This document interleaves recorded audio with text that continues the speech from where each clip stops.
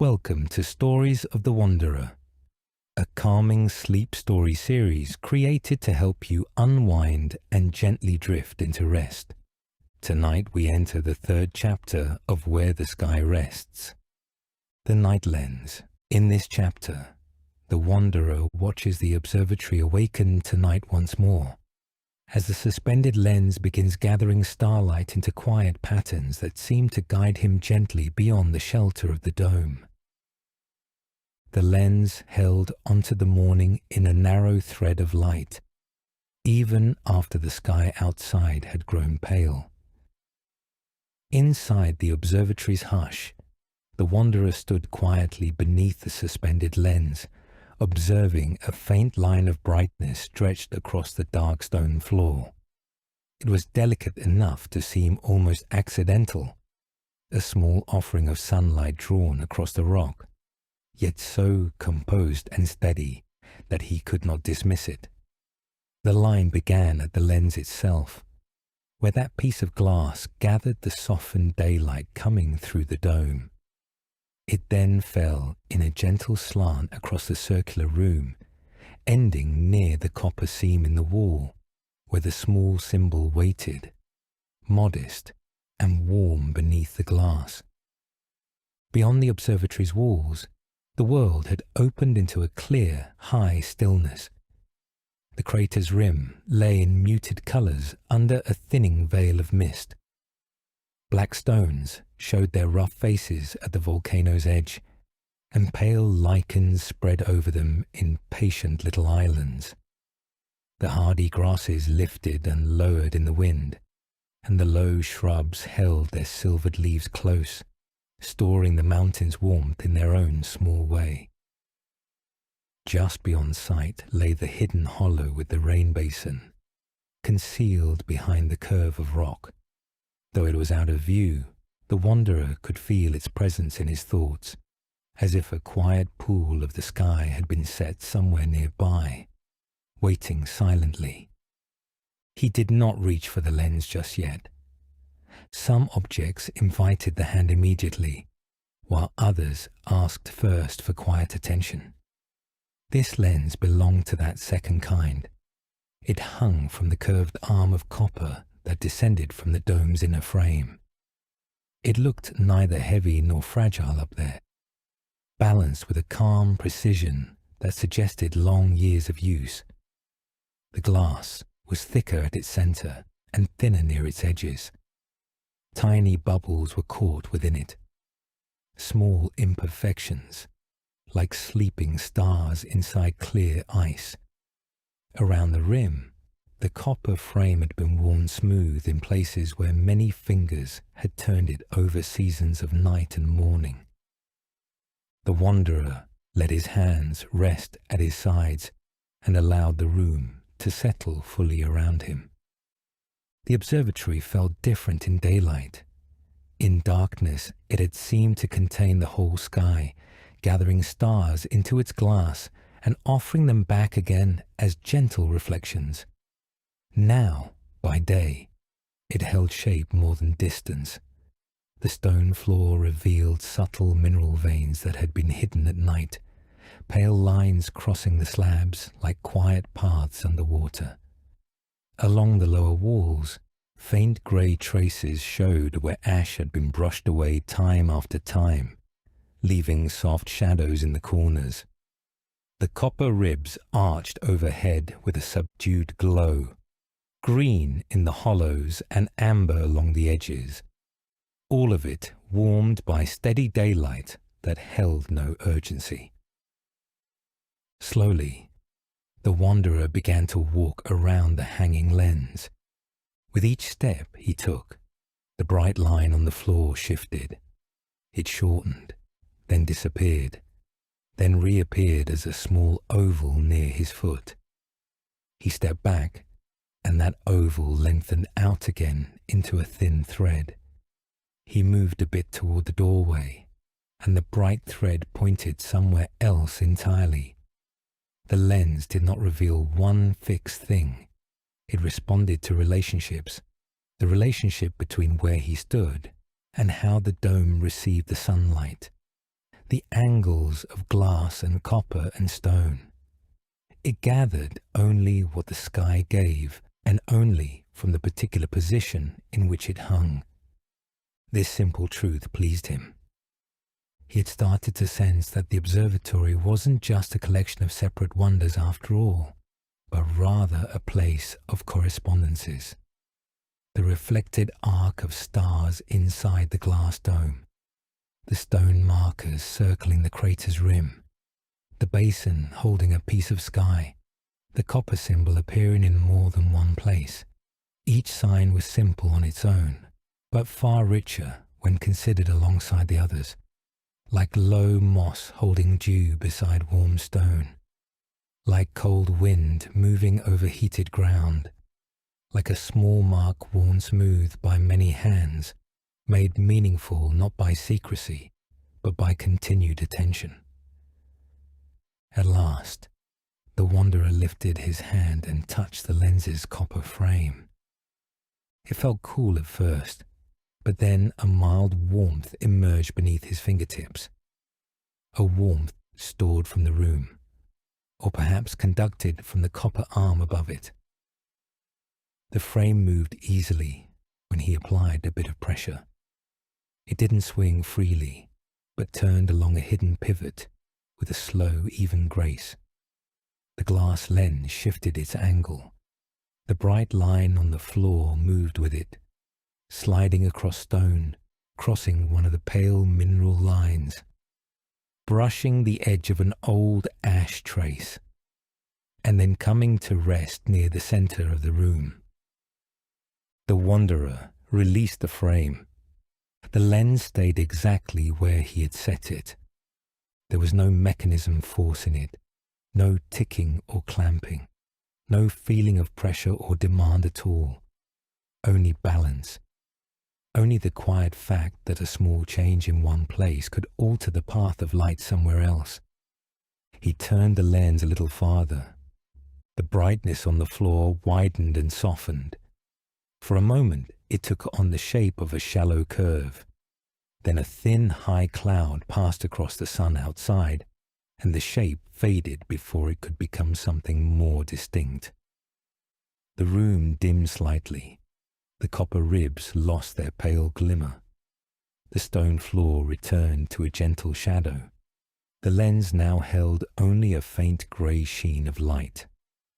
The wanderer smiled to himself, not disappointed. The sky had joined in for a moment, and then withdrawn, and that too was part of the lesson here. He stepped away from the lens for now and walked toward the glass wall.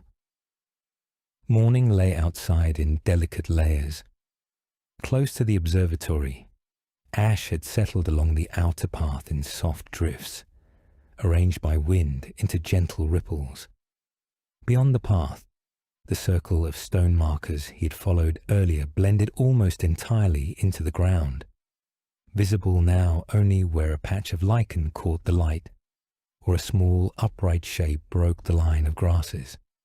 Farther still, the crater opened in shadow and warmth. No flame showed itself. No restless movement troubled its rim. The volcano remained steady, powerful without display, lending depth to the quiet landscape. The wanderer rested his palm lightly against a glass pane. The glass felt cool. On the other side, a fine veil of moisture clung near the lower edges and slowly thinned as warmth from the crater wafted upward. In the reflection, he could see a faint outline of himself, a dark figure standing within the brighter day, calm-eyed and still, one hand appearing to meet another hand from the world beyond the glass. For a moment, he imagined that all acts of seeing might be like this, one surface touching another, one life looking outward while also being gently reflected back. That thought settled in him softly and did not ask to be pursued any further. He continued moving quietly through the room, getting to know it now through its simple instruments rather than through its hidden marks alone. High along the curve of the dome were narrow, curved shutters, each fitted with a small copper handle polished smooth from use. He tried opening one of them just a finger's width. The wind slipped in as a whisper thin thread of air and crossed the room without disturbance. It carried the scent of cold stone and distant moss, and when that cool current met the warmer air rising from the floor vent, the two mingled and curled together. For a brief moment, he could see their meeting in a delicate shimmer before it vanished. He closed the shutter again, not pressing it tightly, but leaving it resting lightly against its frame. There were other instruments as well, though none was grand or intrusive. A small wheel near the top of the room could turn a ring along the upper glass, which allowed one pane of the dome to tilt inward by a small degree. A counterweight made of dark stone hung from a cord, balancing a copper arm that could be lowered toward the central floor. And on a ledge near the warm grate sat a shallow bowl of polished metal, not meant for water, but for catching reflections from the dome. Its inner surface had been rubbed to a muted glow, and when the wanderer peered into it, he saw the ceiling curved and softened in its mirror, the copper ribs bending like reeds over a dark pond. Everything in this place seemed made to gather, temper, and return. Light entered, but gently. Wind entered, but guided. Warmth entered, but moderated. The mountain was allowed into the observatory in careful measures. The sky was invited, not captured. The human hand could adjust, but did not command. The wanderer reflected on this quietly for a while. There were places in the world built out of a desire to control nature. Places whose walls declared a hard separation, whose doors kept out the weather, whose windows framed the distance without ever letting it in. This observatory felt different. It had boundaries, and those boundaries mattered. Its glass did protect against the cold. Its stone did hold back ash and wind. Its copper did endure the elements. Yet every part of it also acknowledged what lay beyond. It was shelter, but not refusal. It was a room that still remembered the outside world even when its door was closed. As the day softened into a gentler brightness, the wanderer tended to some small tasks.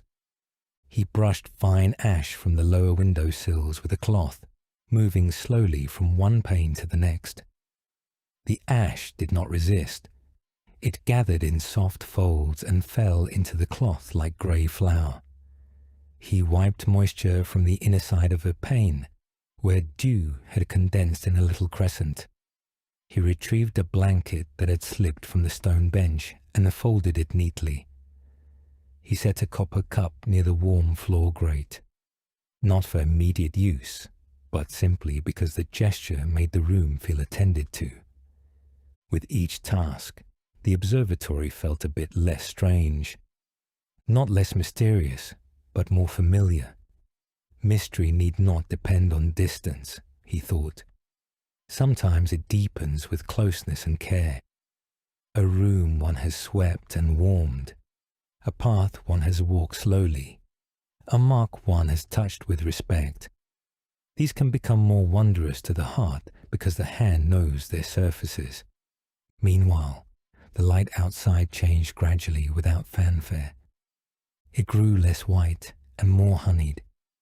Shadows lengthened along the stone floor.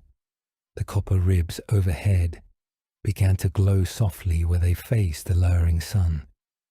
The glass panes now reflected not only the outer slope of the mountain, but faint glimmers from within the room as well. The bench, the railing, the suspended lens, the wanderer himself moving quietly in their midst. Outside, the grasses darkened at their bases. The shrubs took on warm highlights along the rims of their leaves. Lichens, that had looked pale in the morning appeared almost silvery again as the angle of light shifted. The wanderer paused near the lens once more. The bright line of light had returned, but now it entered the room from a different angle. This time it crossed the floor, not toward the copper symbol, but toward a central stone where several mineral veins met in a pale knot. He turned the lens slightly. The beam stretched, bent, and softened. He turned it back, and it narrowed and came to rest, pointing in a new direction, somewhere between the warm floor grate and the door. He still did not fully understand how the light moved in relation to all these parts. Yet he was beginning to feel that true understanding might have to wait for darkness. This notion, simple as it was, cast the day's events into a new perspective. The room no longer felt like it was only resting. It also seemed to be waiting. Not impatiently, not expectantly, but with the quiet readiness of a cup placed beneath a dripping spring, of moss opening gently to mist, of a basin holding still until the sky can fill it.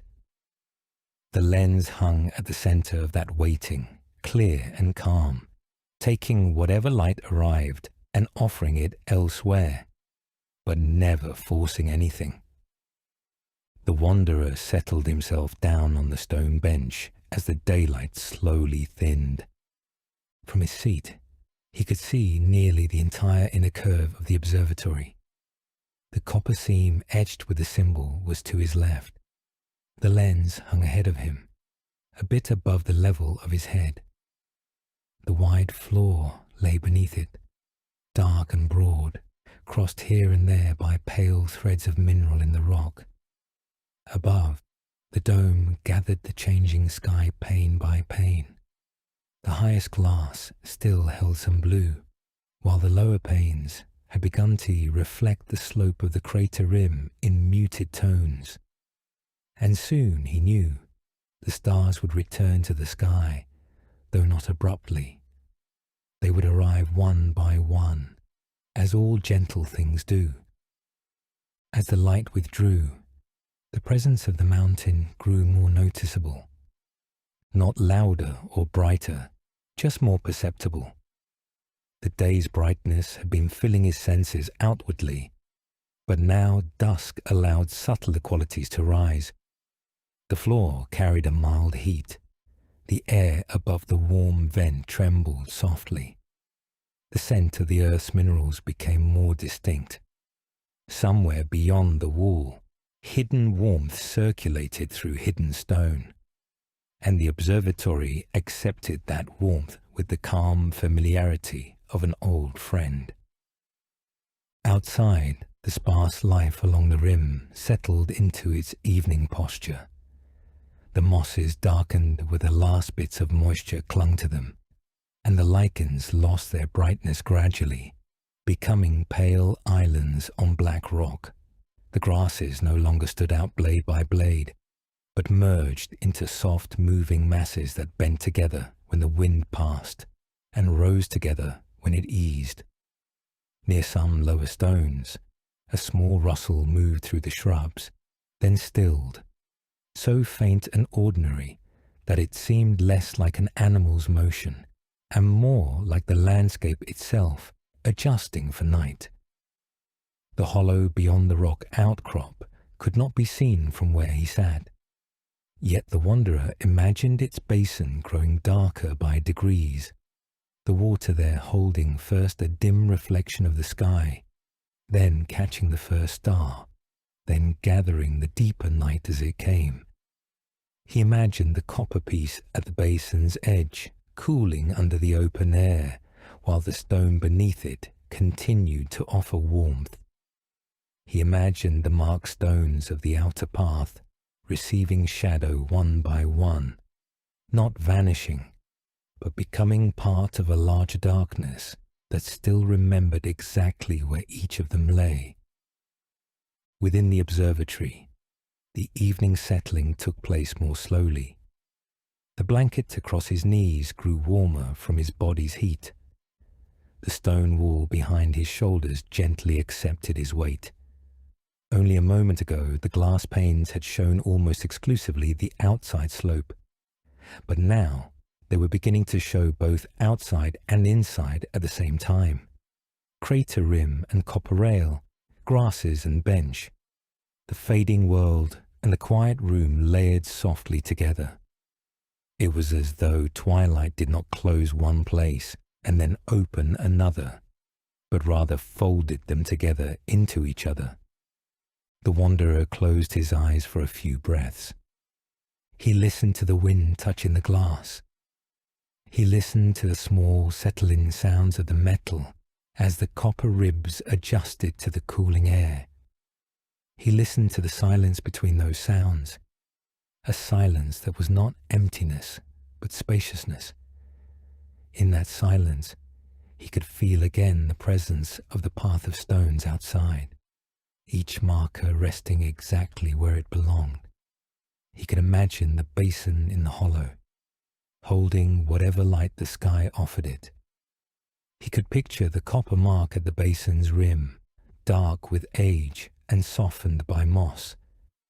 When he opened his eyes again, the first star had appeared outside. It rested high above the crater, dim but certain. Its light was so delicate that at first it didn't seem to affect the lens at all. The room remained mostly in blue-grey dusk, with long shadows and only a few warm edges where the copper ribs still remembered the sun. The wanderer did not rise. He allowed that star to become part of the room gradually, letting his eyes adjust as its presence strengthened. Another star appeared, then another. As darkness gathered, the glass dome deepened in colour. Panes that had been reflecting the mountainside now began to receive the night sky again.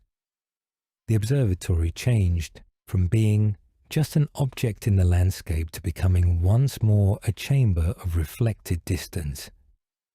Stars glimmered overhead, then returned in curved glass reflections, then quivered faintly in the polished metal bowl near the warm grate. The wanderer watched without straining as the room slowly filled with gentle repetitions of the heavens. At last, he stood up. The lens hanging from the dome was no longer just a clear piece of glass. It held at its center a pinprick of radiance, a tiny point of starlight, sharp and pure, like a single star resting inside a drop of water. The wanderer approached it slowly. The copper frame felt cooler now, but still pleasantly smooth to the touch. He placed 2 fingers on the rim and turned it by the smallest degree. A pale mark of light appeared on the floor. It was very dim. He might have missed it if he had been looking only for brightness. It lay near the central stone, and not as a line this time, but as a soft oval of gathered starlight.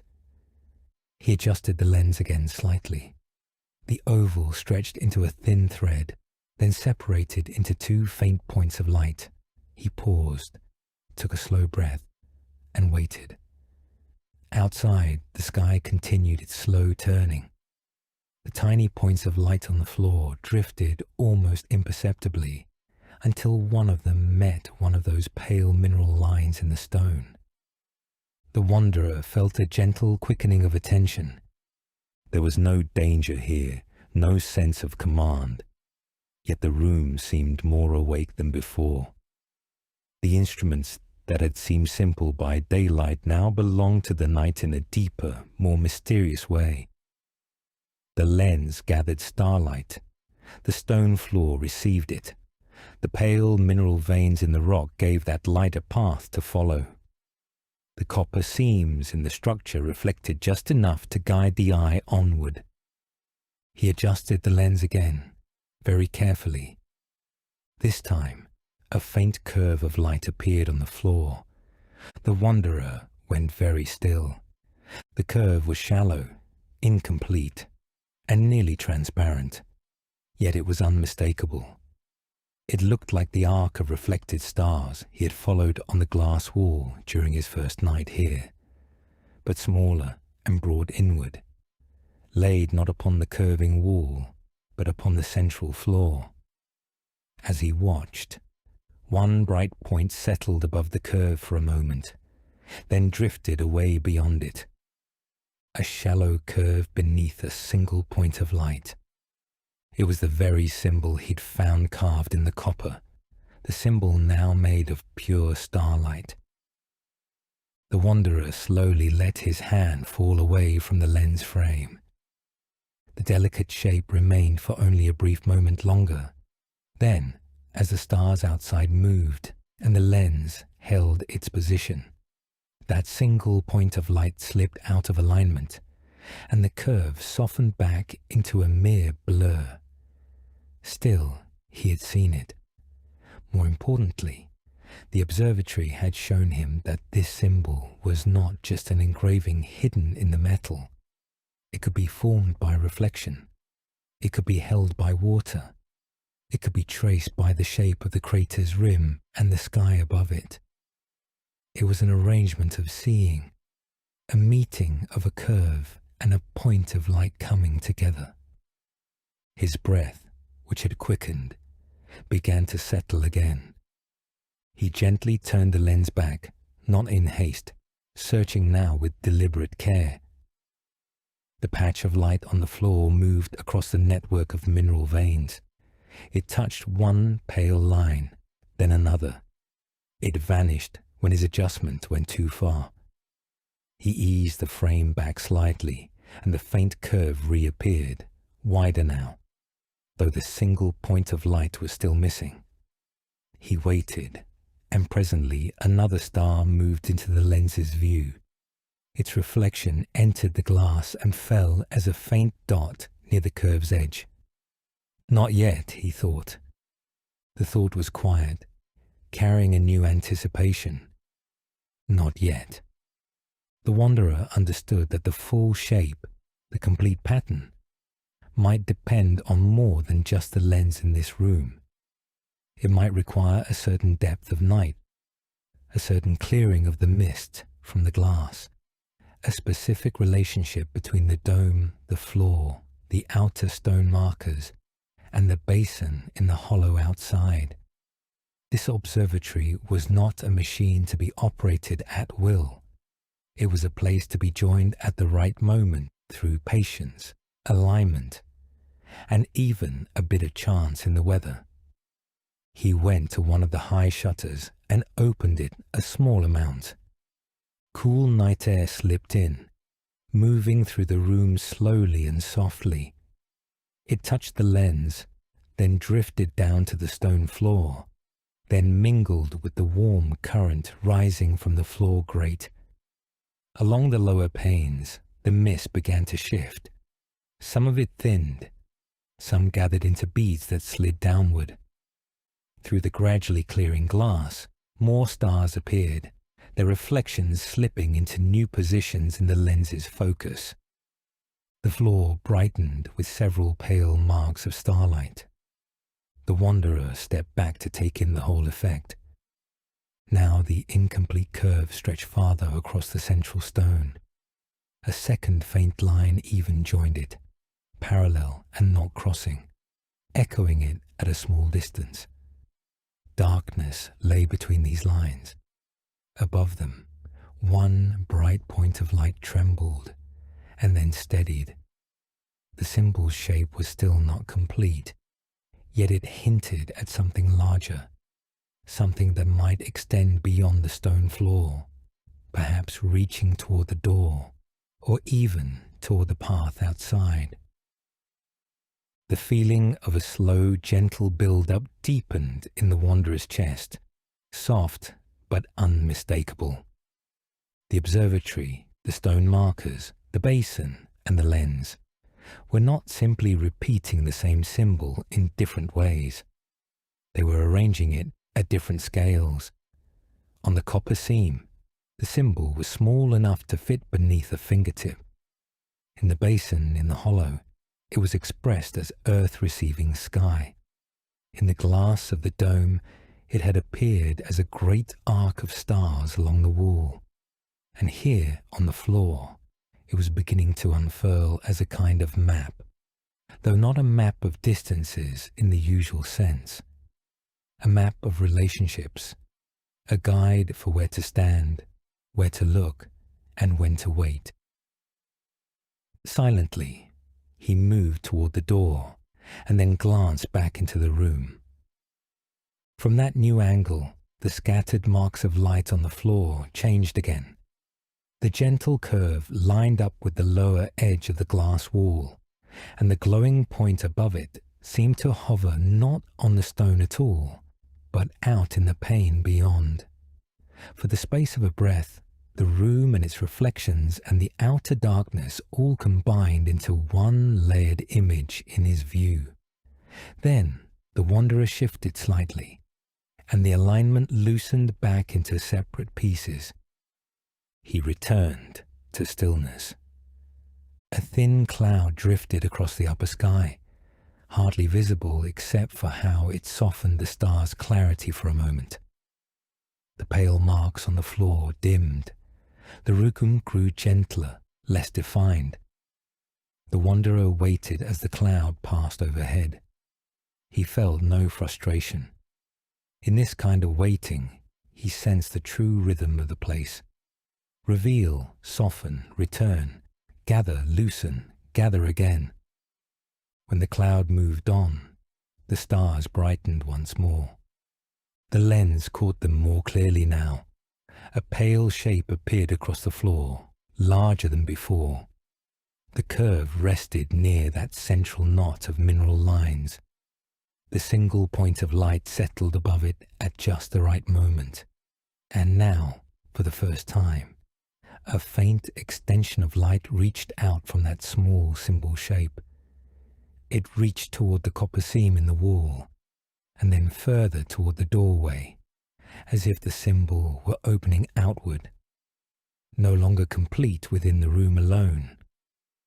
The wanderer's hand instinctively went to the door latch, though he did not lift it.